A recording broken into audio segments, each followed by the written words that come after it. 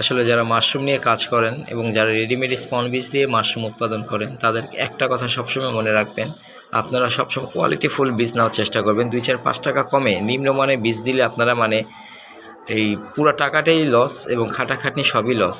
আপনারা যা প্রফিট পাবেন সেটা খুবই অল্প পাবেন। তো অবশ্যই ভালো মানের বীজ নেওয়ার চেষ্টা করবেন। এই যে দেখেন আমাদের কোয়ালিটি বীজ সম্পর্কে আপনাদেরকে একটু ধারণা দিই। এই যে বীজটা দেখছেন, এটাতে কয়বার যে মাশরুম বের হয়েছে এর কোনো হিসাব নেই। এবং দেখেন এই প্যাকেটটা ভিতরেই কিন্তু সাবস্ট্রেটও শুকায় গেছে মাশরুম হইতে হইতে। এই প্যাকেটে আর কি আছে, কি আছে এই প্যাকেটে? এটাতে কি মাশরুম হবে? হ্যাঁ, এটাতেও মাশরুম হবে, কারণ এর মধ্যে মাল আছে। মাল থাকলে যৌবন আসবেই। তার একটা বড় উদাহরণ এই যে দেখছেন শেষ বয়স এসেও কিন্তু সে তার যৌবনের ঝাল্লা দেখাইতেছে। এটাই হচ্ছে কোয়ালিটিফুল জিনিসের বৈশিষ্ট্য।